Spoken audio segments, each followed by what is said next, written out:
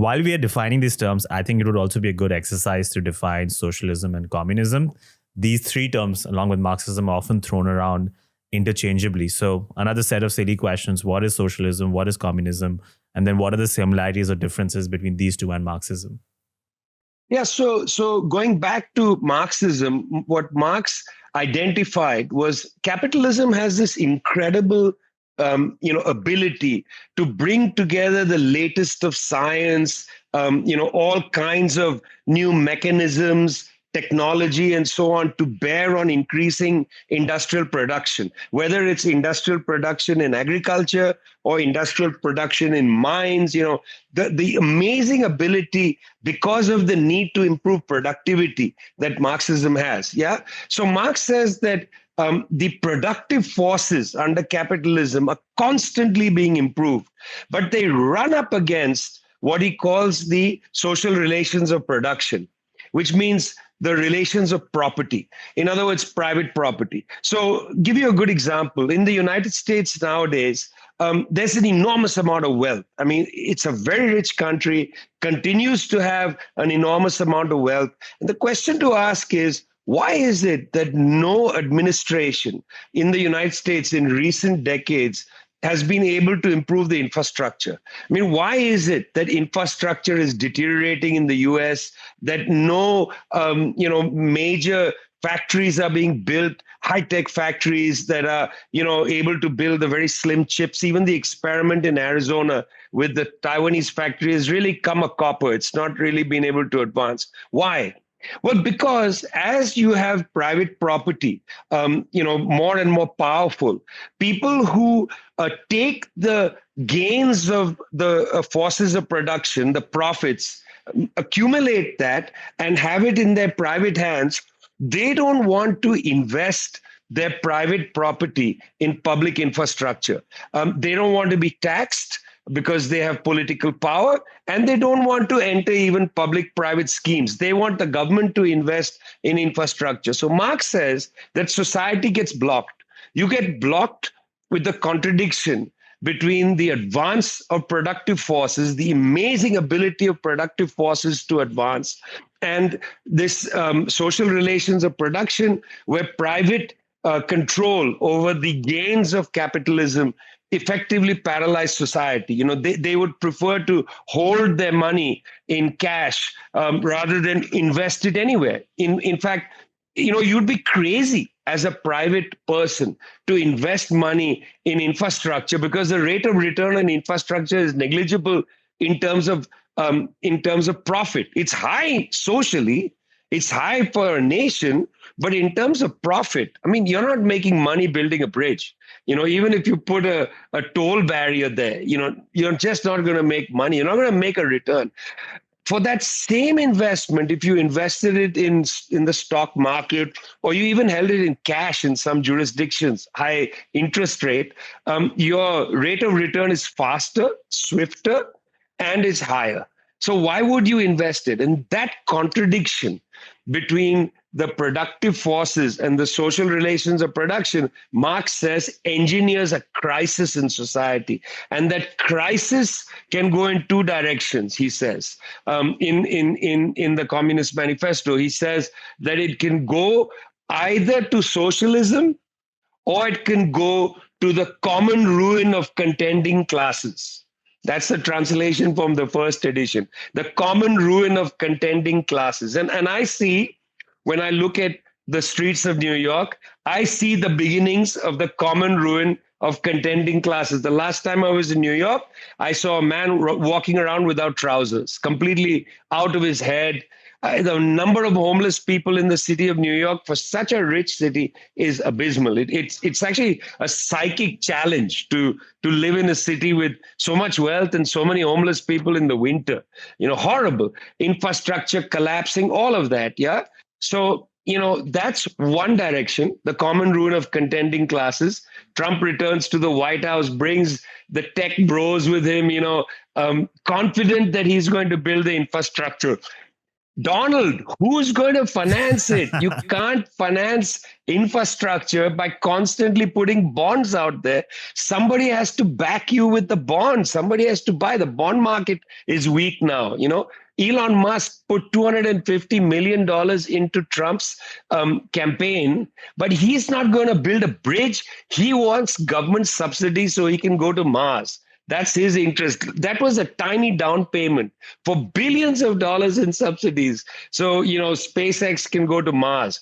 Jeff Bezos, they've come to kiss Donald Trump on the ring in Washington, D.C., but they are not going to put their money into building public infrastructure. It's just not going to happen. So one side, the common ruin of contending classes, looks like that's a path that is paved with all kinds of intentions, including make America great again. And the other path is socialism, which is where you say, hey, listen, you rich people, you're just not going to be able to hold your wealth privately, at least not this scale forever. Interesting example, China. In China, they allow capitalists. Capitalists can do whatever they want, but they cannot create a class. They cannot create class pressure on the state. Anytime, like Jack Ma makes comments about politics, they say, Jack, here are a set of books. You're going to go to that country house for 3 months and you're going to read. And you're going to just, study and become a better person. They just don't allow a capitalist class to have political influence. And what do? They, make sure to tax the rich. And they tax them pretty fiercely in China, and they build public infrastructure. So the Chinese have built an incredible high-speed rail, which I've taken a number of times, 300 kilometers an hour, twice the highest expected speed of the Acela in the United States. I have never been on the Acela at its highest speed. I've only been around 80 to 75 kilometers an hour, once near 100 kilometers. In China, the train goes at 300, and they are building a train at 600 kilometers an hour. For that, you need massive public investments, to build a city as they are building, which is going to be carbon neutral, massive public investments. You can only do that if you're accessing, in a sense, the social wealth that is available. And that's the beginning of socialism. Socialism is a long and protracted process. We have never had a communist society in the world. The Soviet Union was not a communist society. It was the Union of Soviet Socialist Republics. And even then, the socialism was at an early stage. Listen, I am told by people who know better than me that the biggest computers in the Soviet Union had less power in them than the latest smartphones. So, planning done at the scale by, say, Walmart, which is like an expert at planning, couldn't be done in the Soviet Union.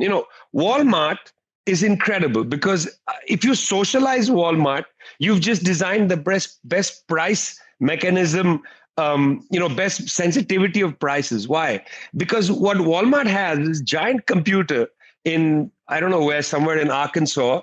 And in this computer, they know by the minute when somebody buys a pair of eyeglasses in Taiwan. You buy a pair of eyeglasses, it's immediately reflected. So they know global inventories perfectly. They know where demand is and so on. I mean, their understanding of resource allocation is better than most other, consumer surveys.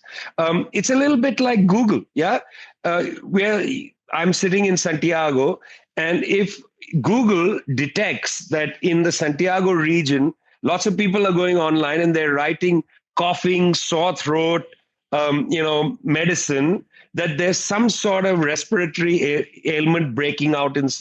For public health, it's incredible how you can get information now with mass computerization. Yeah, the Soviet Union never had that. Chinese do have that.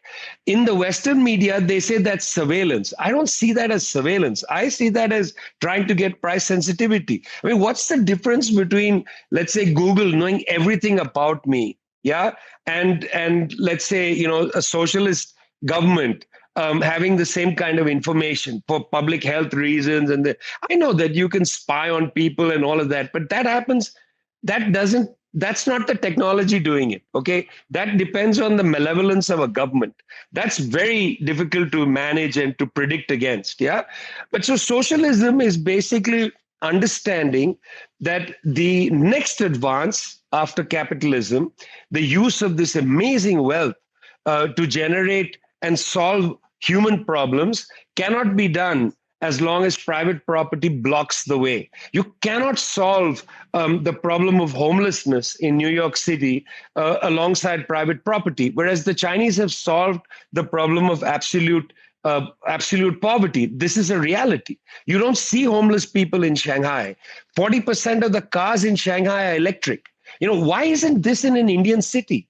Why can't we in Calcutta go beyond abysmal poverty on the streets? People with elephantitis. For God's sake, elephantitis.